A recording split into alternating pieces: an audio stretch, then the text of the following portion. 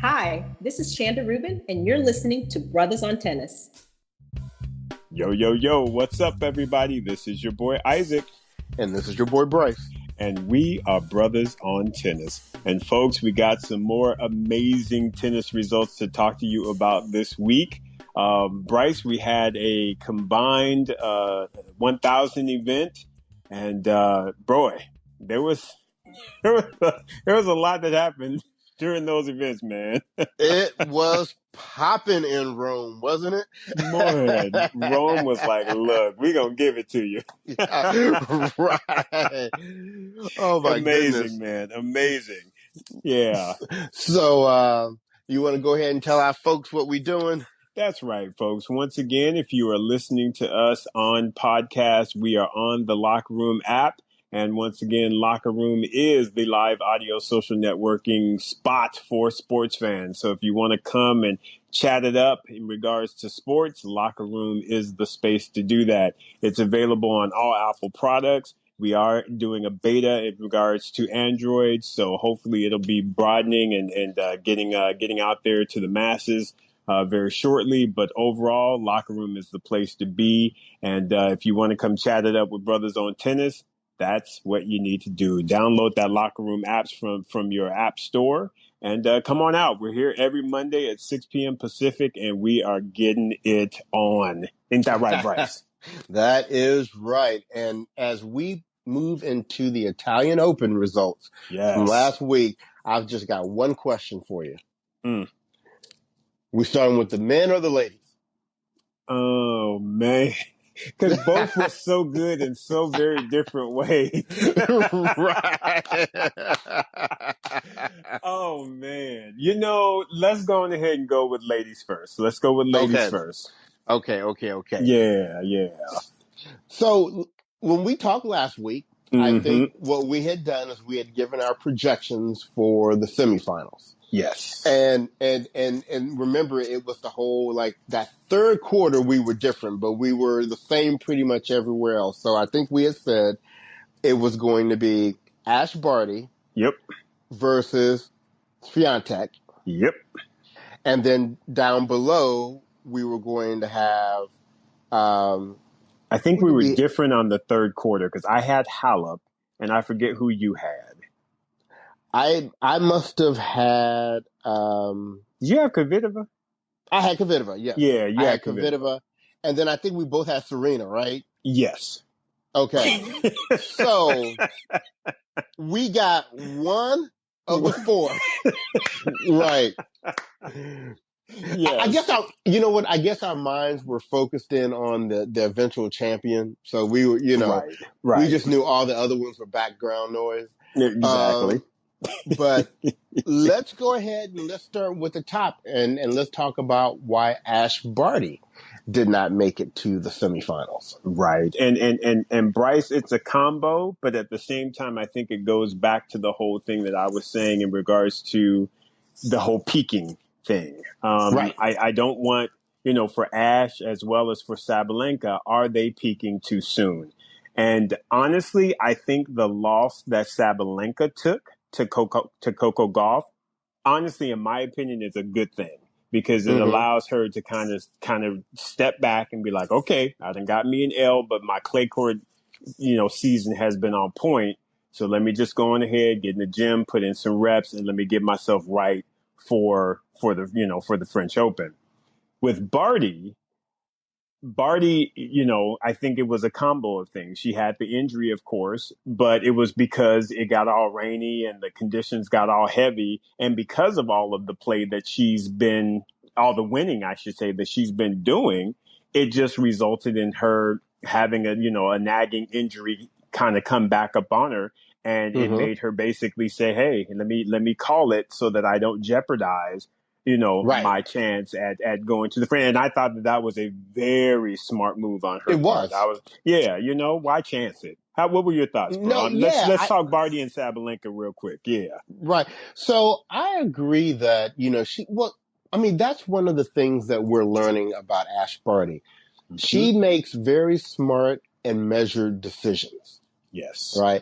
And we saw that she really didn't want to play, but the tournament was like, no, we got to get it in. And, Even though Djokovic and what's your name on the different court we're not out there playing. Exactly. And we still haven't heard any explanation why they were pushing the women out there to play, but not the men. Exactly. But she made a smart decision because, she knew that the goal was not winning Rome. Exactly. The goal is trying to win the French again. That's right. So she had gotten enough matches in. She's played a lot of matches already. Yes. And so she was warmed up. And of course, we had a side benefit out of this because it allowed. Now, don't get me wrong. I'm not saying Coco wouldn't have gotten there anyway. They were playing a nice match. But her withdrawing when she did definitely benefited Coco Gauff in terms of her making her first not Masters, but 1,000 level semifinal. Right, which was an incredible result. I mean, to me, that's like, that to me was wonderful because it gives her the points and it gets her even deeper into that whole discussion around the Olympics, which I'm just so talk about a reason. If y'all ain't excited about watching the French Open, there's something wrong with you because there is some great dynamics that are going to result from the French. I mean, they have so many implications. So I just feel like the French has a lot of, there's a lot of impact to it. So it's going to be interesting in a lot of different ways. Right. And let me just circle back to Ash for a second. Yeah. I was very happy to hear that she said that this is an injury she's had since she was a kid. Right. And they know how to manage it. And so they were being smart about it. So anybody that had any thoughts of like, well, is she going to be okay for the French or whatever? She quickly, took care of that. Right. And so we will look forward to seeing her in a couple of weeks. Right. Now, I don't want to just jump to Coco being in the semifinals. We have to acknowledge the tournament that she had. I mean, Coco Gauff, she beat Putintseva in the first round, which we know that's no easy task. Ask Osaka. Right. And then they had the breadstick fest with Sakari. Right. Exactly. Feed me and I'll feed you back. And love then that was such a strong win over Sabalenka, one of the hottest players on the women's tour, this year. Yes. And she had all of those victories before she even got to Ash Barty. So she well deserved where she's at. And one of the things I was telling somebody earlier this week is for all the hype that and tennis is one of the worst sports at this. Somebody can win one match on Tuesday and all of a sudden we talking about how they gonna be the greatest ever. Right. I'm still laughing at all the hype on Andreescu, and we can't seem to get her to even get in a tournament. Right. But Coco Gauff has had a lot of hype for a long time, especially through the juniors, and rarely it's only those very, very premier players that we often see not only live up to their hype, but I think she has surpassed expectations at this point. For her to be within, what is she within the top 30 now? I believe so. Yes. And she's still 17. Yep. Just turned March. And look, anybody who watches any of her matches sees that it's not just like she's blowing people out. She gets in there and grinds and battles and fights, and she has, I forgot how many victories they said she has over people in the top 20 now. But, you used to go into a match with Coco Gauff saying, ooh, I hope if everything comes out right, she might have a chance of winning. You go into matches now thinking, I kind of expect for her to win this match. She's going to win. Exactly. know? Yeah. I mean, Bryce, she's playing some really good tennis and she's shoring up like we would expect to see some of those major gaps that we saw. Again, the serve issues, she'll throw in a double fault here and there, but was it like it was last year? Not at all. Definite Nope. improvement. On the forehand side, is it the cleanest forehand at this point? No, it's not. But is it cleaner than it was last year? Is she putting better shape on it? Is she, I just see those improvements with her, bruh. And I really feel like, she to me is making the right improvements in the right way and time. So it's not this whole rush thing. It's not this whole, overwhelm. She's doing a lot of really great positive things, in my opinion. And funny enough, I think even Roddick was talking about that on Tennis Channel Live about the shape of her forehand and how Mm-hmm. the trajectory on it is much cleaner and it looks a bit more, anticipated. And I agreed with that. I was like, exactly. I am very much impressed with that young lady. Mentally, again, we've never really questioned her mental fortitude. No, She's got not the at all. mental. She Yeah, she she she will get does. out there and she will fight with anybody. And to me, that's just that's just the cherry on top. That's what you need in a champion. So, very very pleased with Coco. Right. And so she ended up meeting who we thought would be there in the Mm-hmm. semifinals, Swiatek. But Yes. for me, the story in Swiatek's section wasn't her because, we expected her to make the semis. I was actually surprised that Svitolina beat Muguruza. Right. Right. I was expecting the quarters to be Muguruza against Swiatek, but I didn't even know that Svitolina has such a positive record Mm-hmm. against Against Mugu, yeah. Muguruza. So, and she took care of her pretty handily, 6-4, 6-2. So, Gave her that um, whole biscuit. But I y- tell you what, though, bruh, I feel like, first of all, she's just kind of getting back because she was out for a little bit and she mhm. she she got hyped and put on her apron and gave that bread in that first round. But I tell you what, that second round against Bernarda Pera is not to be played with. I like Right. I like me some Bernarda Pera, y'all, and she is a lefty and she's just feisty. She's got a great game. I like Bernarda a lot. And I feel like she played Muguruza hard. Now, mind you, she did take that bagel in that second set. Yes, she did. But still, she took her to three. And, if somebody's just kind of getting back and getting in, trying to find their form, that can take a bit out of them. But I think it was that combination, and like you said, the winning record that Svitolina had against Muguruza. She went into that match and was like, Muguruza, anybody's scared of you. You're right. you, you might want to rethink. And Right. that's what she did. She got a hold of her and snatched her around and gave her a whole biscuit in the second set, said bye. Right. Holla. Well, so then we have Swiatek against Coco Gauff. And Yes. you know what? That was actually a very good match. Yes. But I think Coco just met, once again, a very informed player on clay. Yep. Swiatek. Swiatek has, almost 3 years Mm-hmm. on On Coco. Coco. Yep. And so, there was no shame in that loss, No, at none all. whatsoever. And I was very impressed that Swiatek got out there and handled business and put herself in the finals. So let's drop to the bottom. Yes. Right now, Yeah. the section that we thought Serena was going to come through, Yes. until Podoroska showed her what time it was. Ponderosa brought out some steak and was like, listen. She brought out that steak and potatoes and was like, why are you trying to play with you? Right. So what was your take on that loss that Serena Yeah. took to Podoroska? Yeah. So Bryce, and I'd be interested to hear what some of the other folks out there are thinking as well, and you, of course.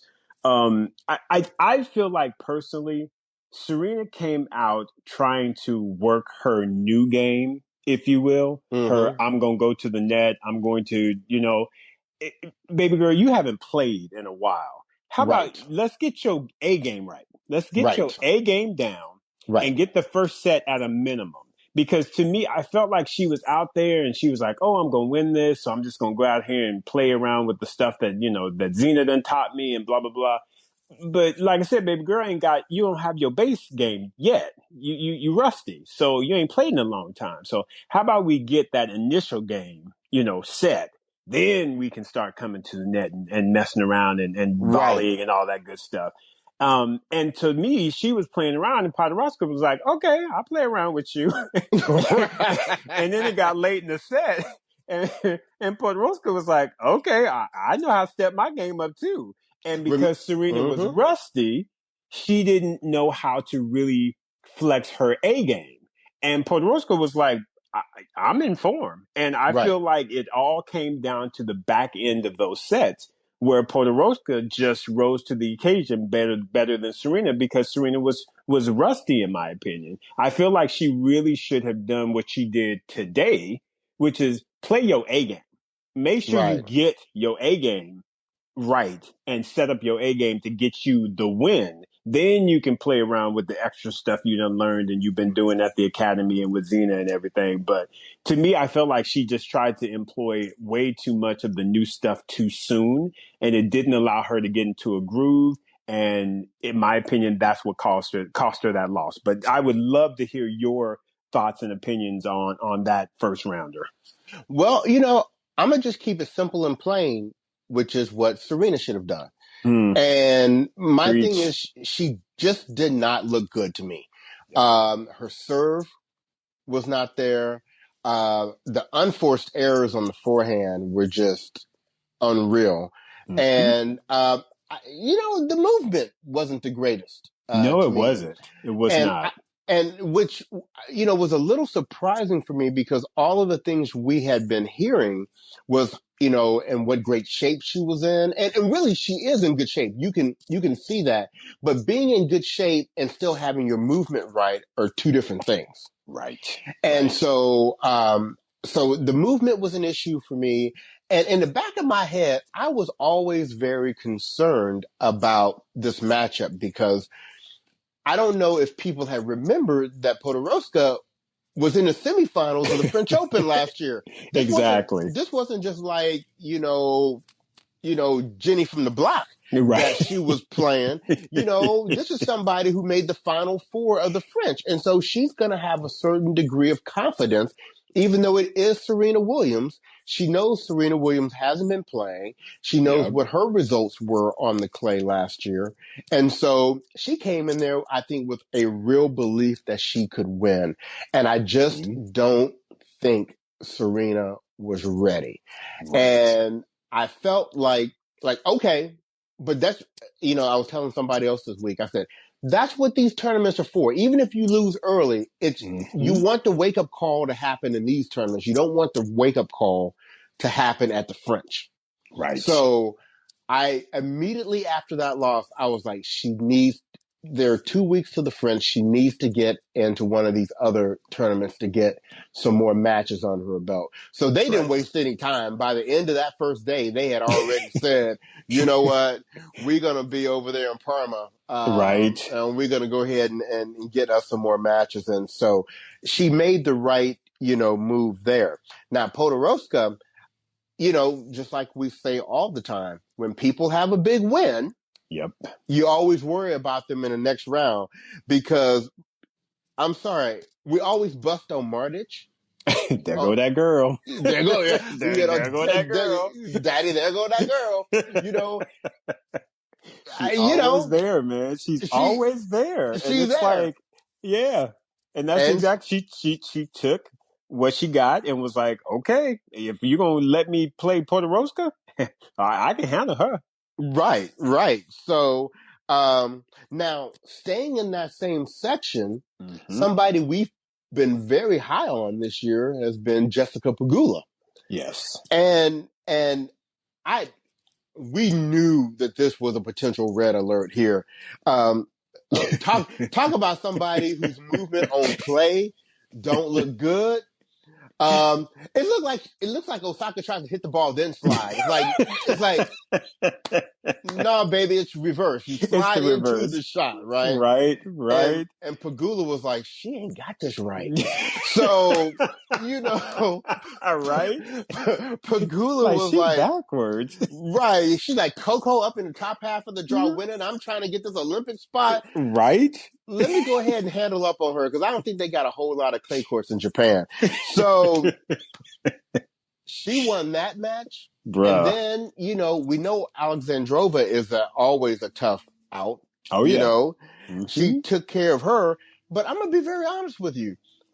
I was a little surprised that she lost to Martich. You and me both. There go that girl. I don't understand Petra Martic. Y'all, I've told Bryce this for years. I do. And it's, I feel bad because I feel like I'm just putting shame on her and shade on her, and it's not intentional, but it's like I've seen her play and it just seems basic. And but she always be there. She always gets these wins, and she's been right around hovering the top 15, top 10, and she's just there. And I'm just like, how are you there? But she makes it happen. And like you, Bryce, I was shocked that Pagula Right. went down to her. I was like, huh? I was like, I thought Right. Jesse was gonna spank her up and be like, ooh, let me get a hold of what? My Right. girl, my homegirl, Pliskova, right? Right. And Bartik was like, nah, I ain't having none of that. And she spoiled that quick, bruh. That was shocking to me. It really It was. it was. Now let's jump to that messy quarter, Mm, which was the third quarter, which yes. you Hot and I picked mess. two different people and we still didn't pick the right one. You know? Yep. Well, and like for you, I at least give you a bit of a break because you had picked Halep Right. and you can never predict an injury, No, right? no. And she had given that break, it gave Kerber that bread that first set. Right. And we know Kerber's kind of on retirement watch anyway. Exactly. So that, you know, and people were like, oh, she's showing good sportsmanship by carrying her bag out for her. No, Kerber was just trying to make sure she got up off the court. Right. She was like, let's go ahead and get you out of Let's go here. ahead and get you on. That's right. You'll Cause be all right. I'm marching on. I wasn't going to win this match before, but, I'm going to keep it moving. But Yeah. but for me, I was surprised but happy that the person I picked, Kvitova. Look, I'm an old school person. Right. I like to vote for Right. the old school, and the fact that Vera Zavonareva was Mm-hmm. able to step her game up and was able to take out Kvitova. Right. I was so happy for her. That was such a big win. That's a big win.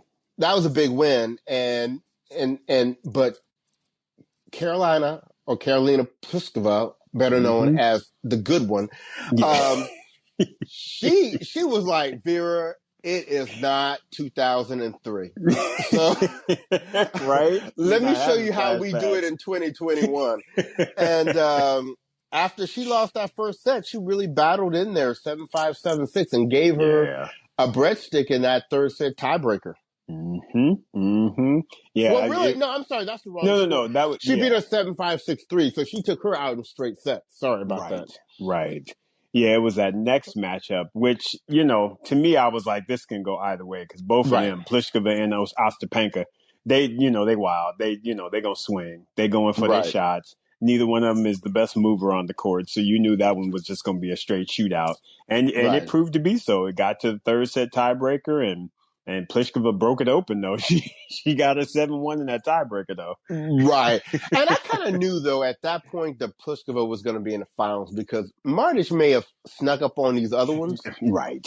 No, and quietly, Pliskova was like, listen, I'm going to definitely have my game right because I ain't got to play Jesse Pagula. Listen, Right. girl. You took Pagula out for me? Woo! Thank you. Exactly. Thank you so very I much. like you so much, I'm going to feed you. And I'm going to give Exactly. you a breadstick and I'm going to give you a Oh, whole biscuit. that's right. And she You know? did. Gave her feather and was like, I'm making to this final.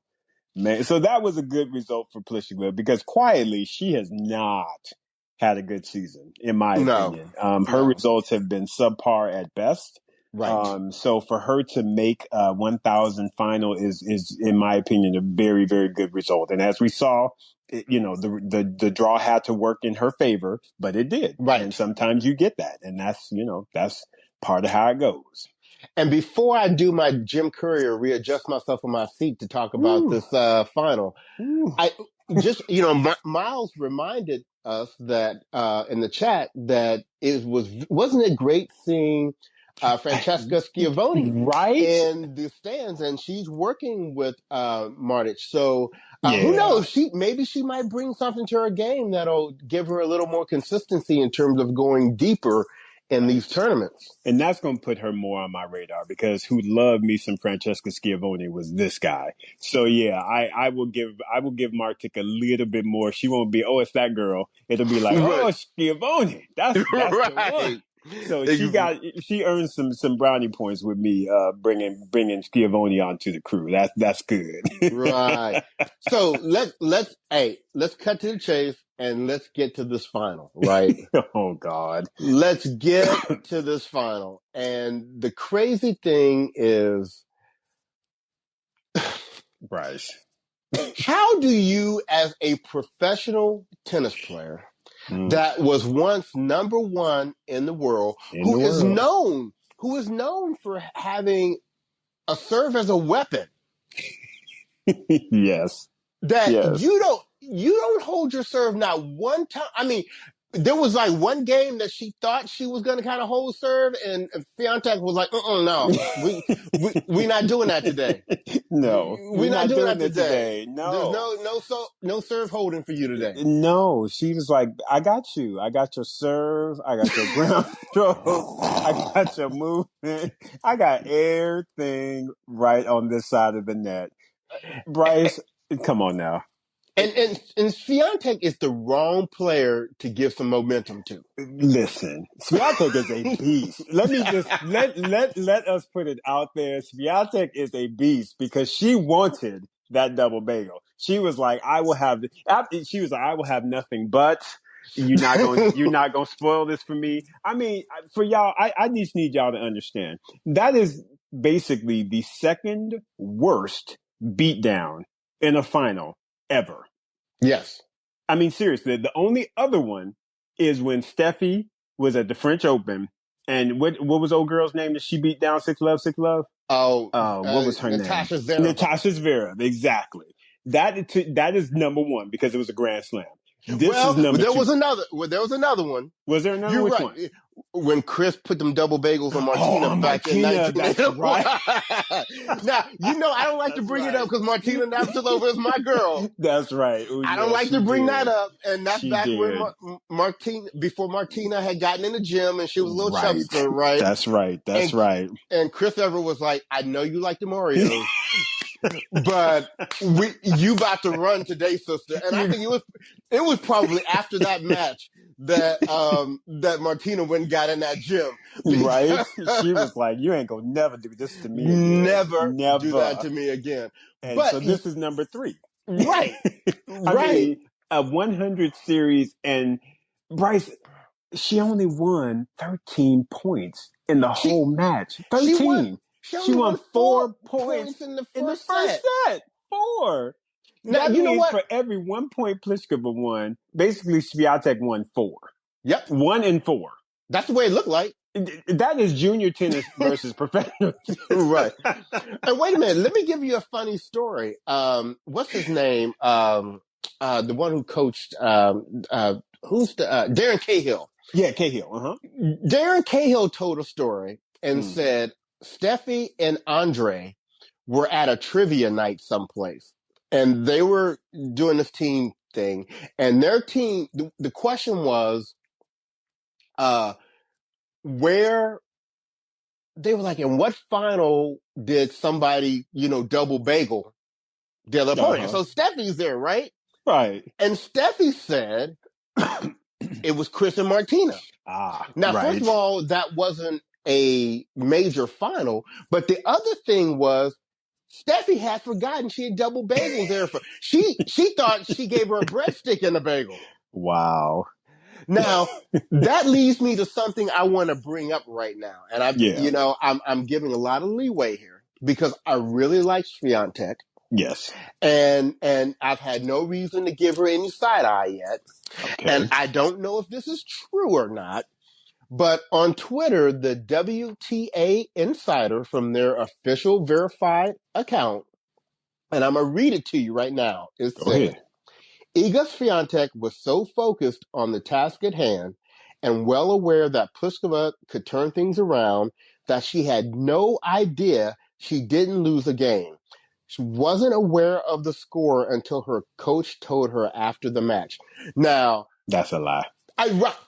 Now, Because she interviewed Prakash and she even said it. She was like, after she got that bagel in the first set, she was like, I had to reset because you never know how a player is going to come out after the second set after you've given it. She knew the score. That's a lie. So what I'm hoping, right? Because what I'm hoping is that, I'm always trying to give leeway to people where English is not their first language. Right. I'm hoping that whoever was talking to her, maybe it was something that was missed in translation or something like that. Because, I immediately read that and I was like,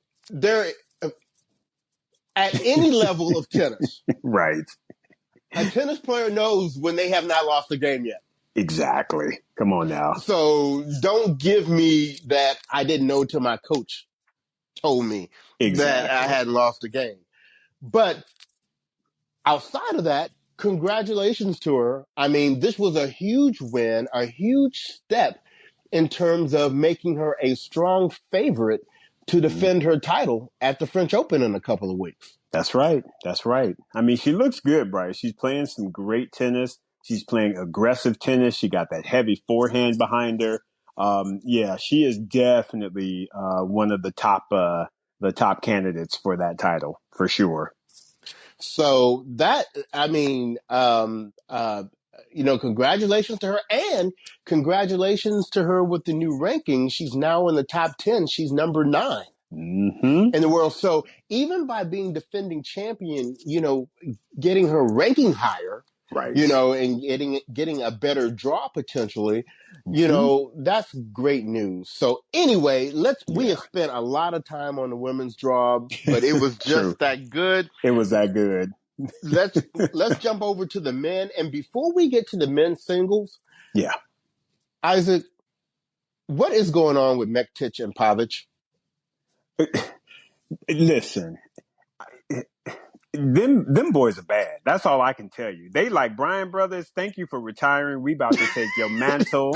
We appreciate you. Holla. Because we are now the new formidable doubles team. They can't lose. I don't think that they know how to lose at this point. Do you know we are in May, and they have already been to 8 finals, and they have 6 titles. 6 for those that need Spanish. 6. Right. They have 6 titles already, and it's May. It's May, bruh. 6. It's like it's befuddling. It is so ridiculous. And mind you, remember they were in that tiebreaker, and they literally could have even won 7 because they were in the finals of the other one.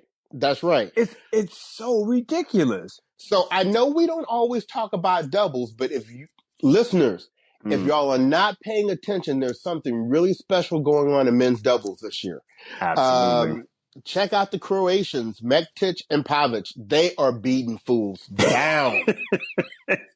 It's ugly, y'all. I mean, they are beating folks and taking names. They like, yep, y'all not trying to get in our way right now. Crazy. Right. So, jumping to singles, and once again, we were predicting 3 of the same 4. So we predicted Djokovic to make it to the semifinals, which he did. We predicted that Rafael Nadal at the bottom would make the semifinals, which he did. Now, stuff got all kind of mixed up in the middle. Yeah, the middle was kind of funky, but we ended up getting those 2 in the final and the actual winner correct. So we did pretty good. We did pretty good. Wait a minute. It was a big stretch picking Nadal and Djokovic, I must admit. But let's talk about where things got a little hot. And we had predicted for Djokovic to meet Dominic Thiem in the semifinals. Right. But Sonego was like, wait a minute, y'all in my house. Exactly. We in Italy. Y'all forget that? Talk about shock. Now, he was definitely not the Italian that I expected to see in the latter rounds. No. When you got your Berrettinis and Sinners and Mussettis, I just did not think Sonego would be the Italian that would be in the last 4. It was pretty shocking, actually. So he takes out, and the thing is, it wasn't just that he won. I mean, this guy battled. Bruh, he I mean, battled. he took out Team in a tiebreaker in the third set, and then wait a minute, said, "I ain't done," I ain't done. and he got with Rublev and spanked him up in the quarterfinals in 3 sets. And then let's be real clear, could have almost beat Djokovic. Well, he played him. He played him strong. He snuck out that second set, and I was definitely questioning things because it's like, you know, when you talk about in your home country and you got them screaming for you, and you know, but then it's Djokovic, so you know, right?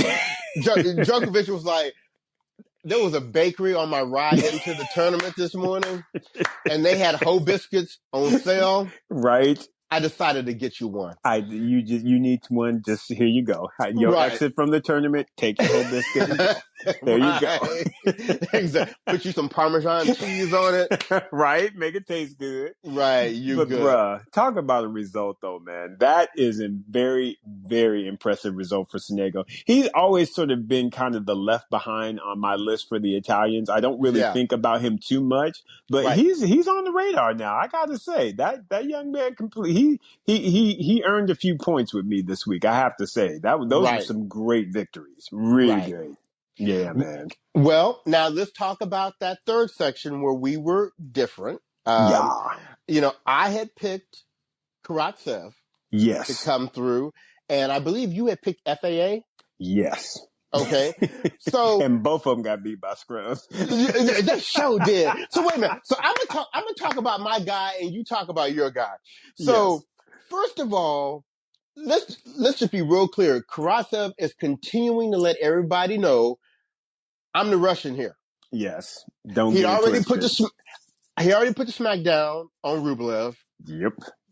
He made Medvedev just look silly. He really did. Medvedev over there cracking jokes. You know, Rublev is in the stands laughing. Did you see that?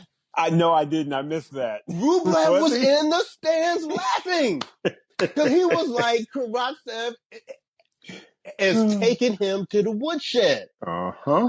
Now, as proud as I was of Karatsev for that win, I was really upset with him for losing to Opelka because when they were in a tiebreaker and he had set point and he pushed that backhand down the line out and push. What have we seen Karatsev push a shot? A ground stroke. A shot, yeah. He never pushes one. So that showed me that, you know, playing, you know, it had been so much pressure in terms of not being able to break Opelka's serve that he got tight.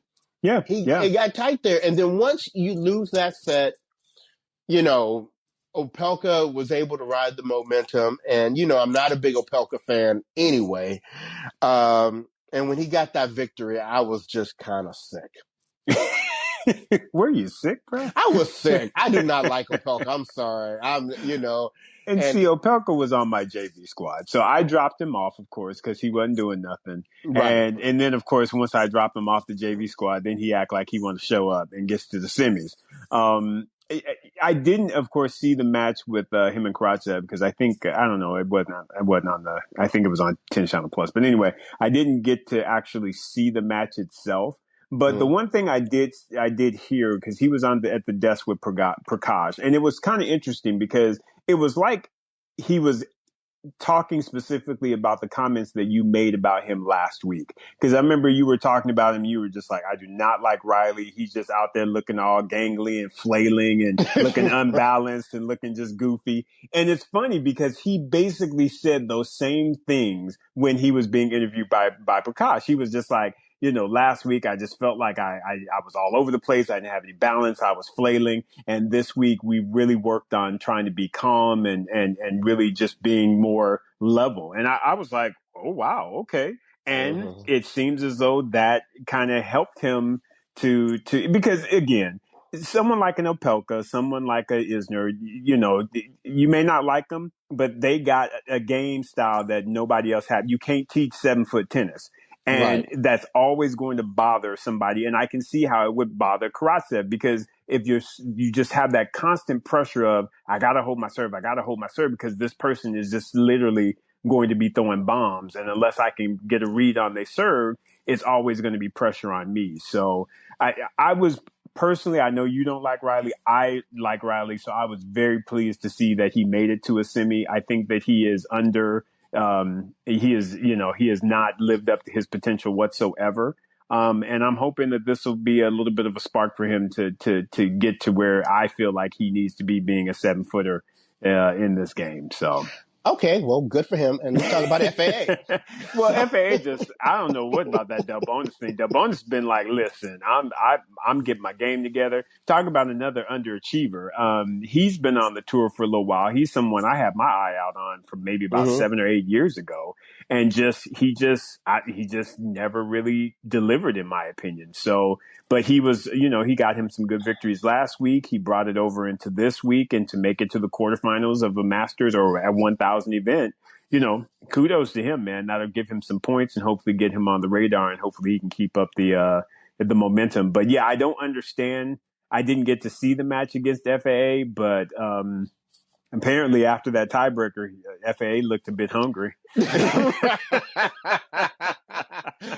He was like, boy, Italy got some good old breadsticks. Good breadsticks, boy. They are garlic and everything. Right? You know what? But you know what? But we do need to give FAA some credit. He had 2 good wins before that. That he did. He Krajinovic. He got him on Krajinovic in a tight 3-setter. And then and like we anticipated, he was going to get up on Diego, because it feels like everybody's taking their turn with Diego these days. And he was like, you look hungry, so I'm going to give you some Italian breadsticks. Right. I gave him at least one of them before he then took one in the next round. So, I think it's coming along. I think that was good for him to get a couple victories. Still got a ways to go, him and Uncle Tony and that whole thing. But, he should not have lost to Delbonis, especially in straight sets, taking a breadstick on the way out. So that was a bit disappointing, but we'll see how he rebounds. Right. So Nadal did what he was supposed to do to Opelka, and we get the final that we were supposed to get. And this is great heading into, because this was a rematch of the French Open final from last year.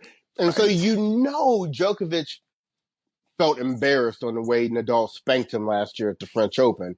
So, he was going to come and try to put his good foot forward, but people were wondering, him having had to play, finish his semifinal over Tsitsipas, which, by the way, let's be real clear, that is the reason why it's hard to get behind Tsitsipas.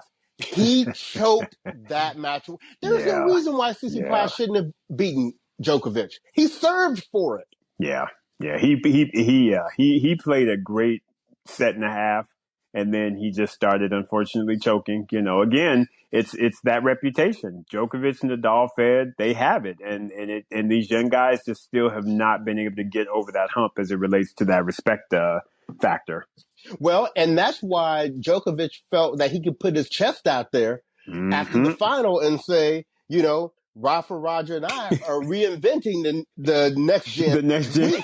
We the new next gen. The next gen, they not doing nothing. They're not doing nothing. We reinventing ourselves. We the old gen, we the new gen, we the next gen, we the gen. We are the gen. Don't get it twisted. And he's right, because none of them have broken through to prove him any different. No. I mean, So anyway, I hate that he even put Rogers and Rafa's name out there, because they don't talk like that. Right. Right. But anyway, I'm not talking about Novak. So let's talk. Yeah, let's talk about.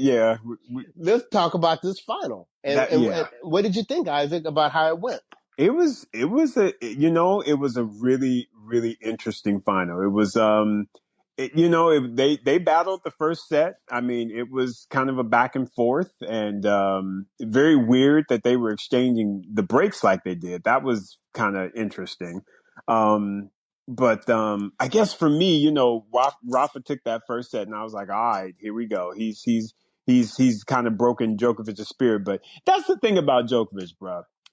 Djokovic kind of has a little bit of that, and I hate, I don't know if you want to call it the Monfils thing, but he'll look like he's down and out, but yet and Right. still he's locked in, because I Right. felt like he was down and out going into that second set, and he started kind of playing quote unquote like he didn't care, but he's done that in the past. He And has. I feel like that is such a great disguise on his part, because he to me looks like he doesn't care, but he's locked in and he keeps winning games. And to me, I was just like, dang, when you feed Rafa a breadstick, come on, Right. you Yeah. locked in On clay. on clay, you locked Yes. in. And I just felt like that was so interesting, because it looked like he was going to get drubbed straight sets. But again, he just locked in and he figured it out, and he got that second set under his belt. But then Rafa, being the champ that he was like, I can appreciate the fact that you got that second set from me, but Right. this is Clay and my name is Rafa Nadal. So Mm-hmm. I'm gonna go on and get this victory. And they battled that third set, but Rafa came through, man. It was a great final, man. It was an excellent final. Yeah. What were your thoughts on it? Give me your take on that match. I did feel like Rafa was going to win, and I did think it was important that Rafa won the first set, Yes. which he did, and I felt like Djokovic obviously did his thing, but I felt like equally Nadal had a dip in his play in the second set, and so. Right. So things kind of turned around, but like all great champions do, set is over. Third set for the championship. He reset, and he showed why he is the king of clay. That's it. Even with him liking to kill himself over these lines. Like, why Rome duct taping lines down? Right? You better get you some paint or get some stronger glue or something. I mean, you cannot have the best player ever on clay falling not once but twice in your tournament. Right. I mean, come on now. I almost guarantee you that in 2022, right? Who's going to have painted lines on their courts will be Rome. Yes, you better know it. Because, man, when he tumbled, and you could tell he was pissed, too. He tumbled, he got up and swung the fist. I was like, tournament, y'all better get right, because he pissed. Right. He like, now, damn it, y'all ain't going to have me getting injured trying to go up in the French Open. I'm trying to take this thing. Right. And, yeah, man, you can't have Rafa falling like that. That to me was unacceptable. Twice. Like I said, twice. Took skin. I don't know if they thought they were saving a few dollars by trying to nail things down, but you know what? Spend that money for that titanium. What is it called? That paint that they put down. Exactly. I mean, whatever it is. Why wouldn't you be trying to replicate what's at the French Open anyway? Exactly. You know, it just, yeah. I bet you somebody related to Fonini family was over them lines. I'm gonna leave that alone. But the important thing here is that Nadal has now tied Djokovic again for the most number of Master Series titles at 36. That's right. So they're going back and forth. Yeah, they continue to go back and forth with this, and it's really exciting to watch. It really is. Yeah, it's crazy. I mean, and that's the one thing. Like I said, we clown on Djokovic, but you can't clown his record in the Master Series. He has won all of them. Yeah, twice. Every single one, twice. to me, of everything Djokovic has done, to me that is his most impressive accomplishment to me. Yeah, I agree with you. That's amazing. Yeah, winning each one of the Master Series twice. Yeah, but look at and talk about records. Now we give that to Novak, but then at the same time, Rafa has 4 tournaments that he's won in double digits. Yeah, top one being the French, right? 13, 12, 11, and 10. He just won his 10th Italian or 10th Rome. And that's ridiculous. And I really need Rafa to win this year, because I need for him to be able to say, I got as many French Opens as Pete Sampras majors. I need for him to be able to say that and be able to say it with his chest. Yes, with the chest. Yes. I need for him to be able to say that. I got to put that out there. Yes. So a wonderful tournament the Italian Open was this year. Maybe one of the best tournaments we've seen, all year. Yes, very good. So we have about 15 minutes left. Mm-hmm. Let's talk about what's going on this week. Yes. And do you want to start with the men or do you want to start with the women? Let's stick with the men. Okay, we're going to stick with the men. Yeah. So we have two 250 tournaments going on. Mm-hmm. And we have one that's in Lyon, France. Yes. And our top seeds at this tournament are Team, Tsitsipas, Schwartzman, Goffin, Monfils, Sinner, FAA, and Hatchinoff. And let's just add that my boy, Joe Willie Tsonga, is in the draw. So I'm excited about that. Yes. And we also have our boy, Karatsev. Yep. Playing again. Yeah, and in the first round, he's playing center. Yeah. So this is actually, to be a 250 tournament, it's pretty stacked. It's fire, bro. It's definitely a tournament you should have your good eye on. That's for right, sure. Exactly. I mean, FAA and Musetti in the first round, right? Dude, it's crazy, man. Yeah. This draw is for, like you said, for a 250. They trying to get it in. So yeah, this is going to be fun. My hope is that my boy Gael will be able to get him some good play and get maybe some good victories under his belt. Hopefully he can make it. That'd be awesome if it could be a third round, him against Tsonga.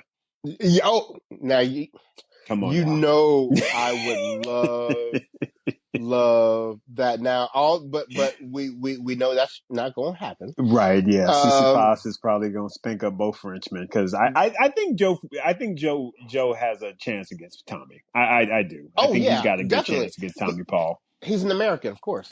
So So who do you think is going to be in the semifinals here? Oh man, well I'm just going to call bottom half. I am going to call that Tsitsipas Felix because it's just, I don't know that there could be some upsets in there, but I'm just going to call it as I see it there. And I think Team, of course, is definitely going to want to get his clay court game right before going into the French. So I'm going to pick him. And honestly, I'm going to pick Diego. Yeah. So actually, I'm picking. It's funny. I'm stretching, but I'm really picking kind of the seeds here. But I wasn't going to call you out for that, right, but I appreciate that because you know what, I'm picking the same people. Okay. Of course, in my heart, I'm hoping that Karatsev comes through. Right. And while you beating people, go ahead and beat Team. Quietly, you know? Why not? You're right. So well, he owes him because didn't he lose to Team earlier in the year? Yeah, he did. It's one of his losses earlier in the year. And quietly, even if Karatsev loses in the first round, Team has got to look out for Sinner. For Sinner, yeah. So you got one of the two hot ones. So it's not going to be an easy quarter for him whatsoever. No. But I agree with you on the semifinals. Yeah. And I will just go ahead and say, of course it's easy to say. I mean, I'm going to take the 1 and 2 seed, right? Right. But no, I actually, am thinking Team and Tsitsipas. Yeah. I'm honestly thinking the same. Of course, my heart would want to say Felix just because I'm on the Felix bandwagon. I like Felix a lot, but I just don't think he's there yet to beat Tsitsipas on clay because Tsitsipas is playing some ball. Do not get it twisted. Right.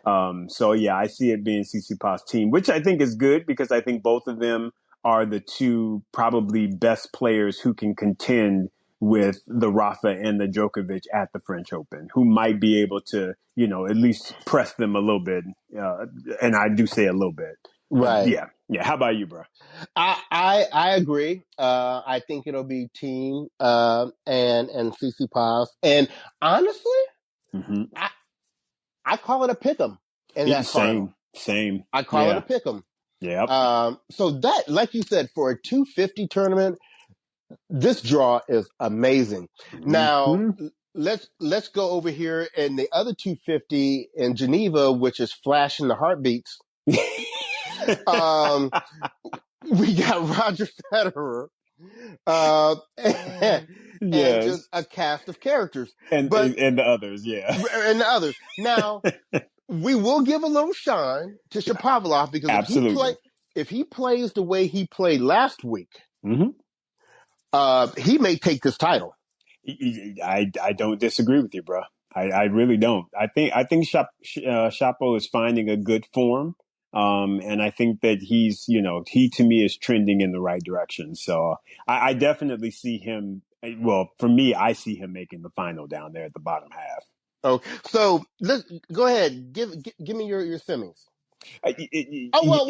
Yeah, First of all, let me tell you who's in the tournament. So yeah.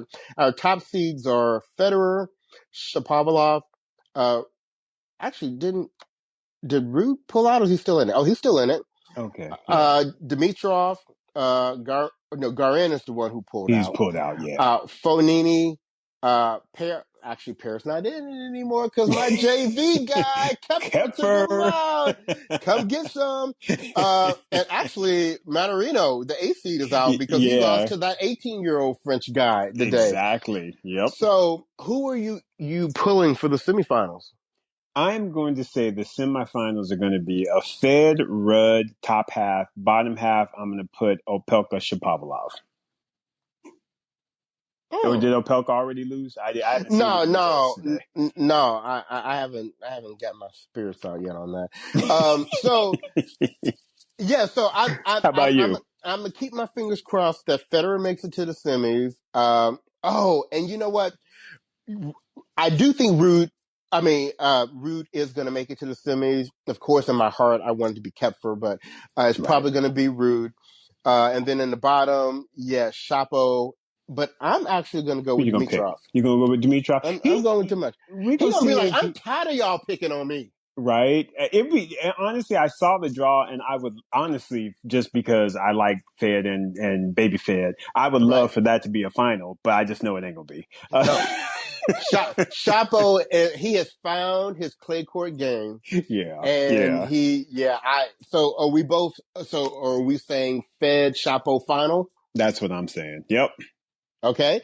And what are you saying? Who's going to take that title? If Fed get to a final, listen, we got to chase after Jimmy. So if he get there, he better win. So and they're in Switzerland too. Exactly. So he ain't trying to lose nobody in his country now. Come on now. No, he's not. And I see Paul is talking about Ivashka, and he's had some good results. Ivashka can play. He has had some really good results. Let's see, who is he playing? Where is he? He's gonna put it on Verdasco with his what Nick Kyrgios say, his very average backhand. Yes. But I expect for Dimitrov to take him out. Yeah. I expect that to happen. Yeah, well, it should be fun though. I said, I do like Ivashka though. He's gotten himself on my radar. I do like his game, big ball striker. So yeah. I ain't mad at that pick. All right, so let's jump over to the women.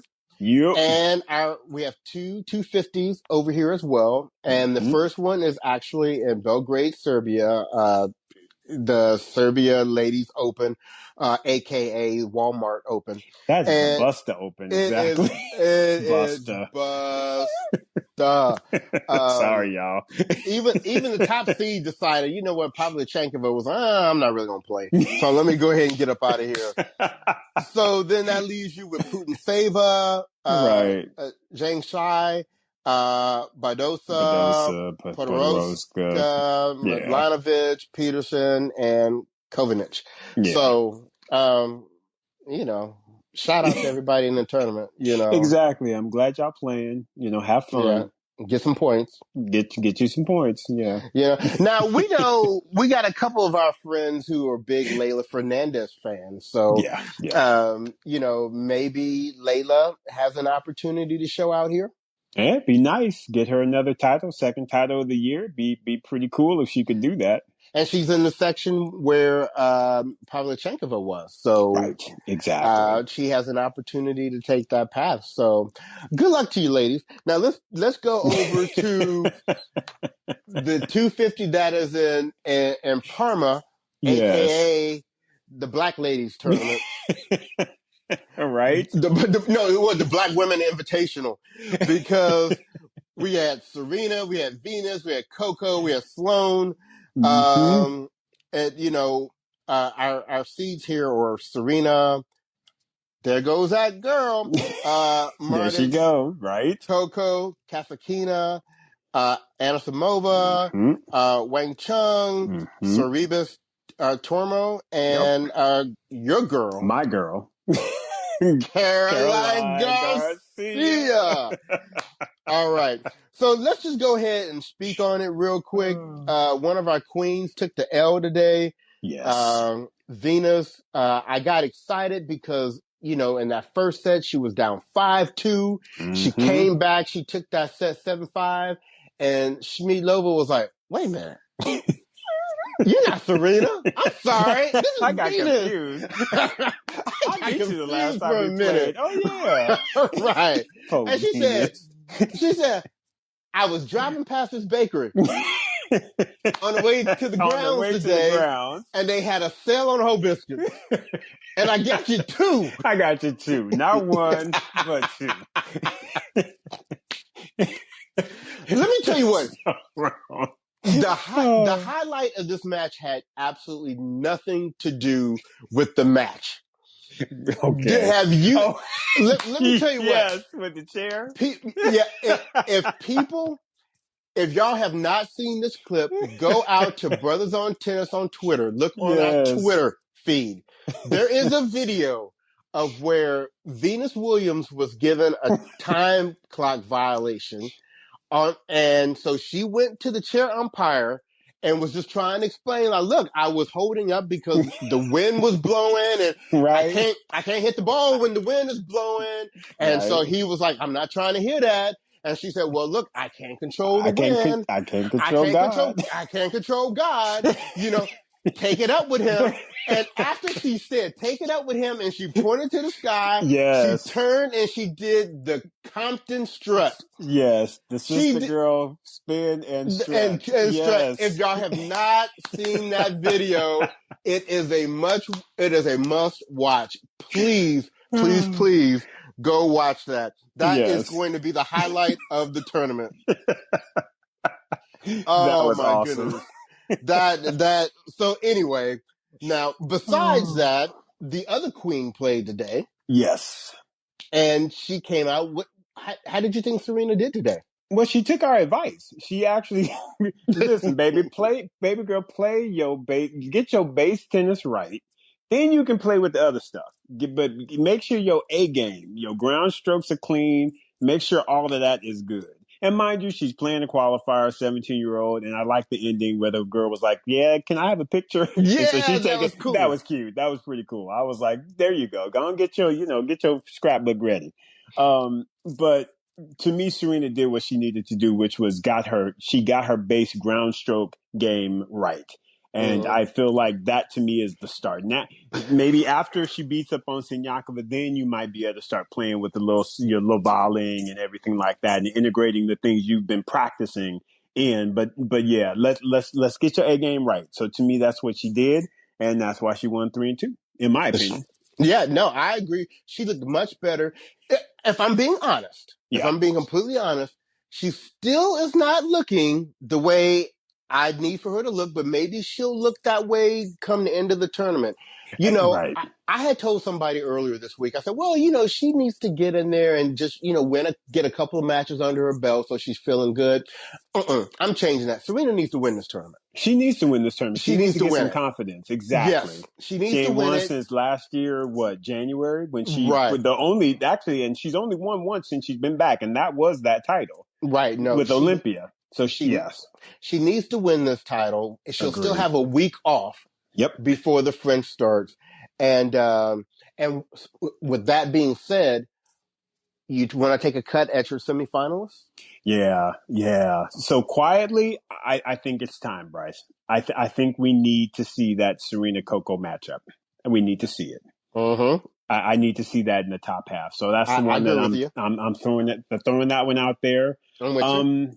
You know, I want so badly to vote for my girl Sloane. She did not, in my opinion, look good today against McNally. I just feel like I don't know, she just didn't look like she was off the mark, and she will need that to get past Kazatkina. You know what? I'm gonna go ahead and just vote with my heart. So I'm putting Sloane in the semis, Okay. and I'm gonna put there go that girl. I'm putting some because again, now that Schiavone is up in her camp, she's on my radar now, and I love me some Francesca Schiavone, y'all. So with the grunt, I loved all of it. So yeah, Right. Petra's now on my radar, so I'm gonna go ahead and put her in the semis. So I'm calling the three sister girls, and there go that girl. How about you? Okay. I'm gonna go with Serena Coco. Mm-hmm. I am gonna go with There Goes That Girl. Okay. But I'm actually gonna go with Kasatkina. Yeah. I'm gonna go with Kasatkina there. And I'm actually gonna go with Kasatkina Serena in the finals. Oh, interesting. Okay. Nice, Who? bro. What are you thinking for the finals? To me, I would think that if Sloane can get to the semis, I would think she'd make the final. So I'm calling the Serena Sloane final. Oh, all right. Yeah. So this one is looking very, very interesting.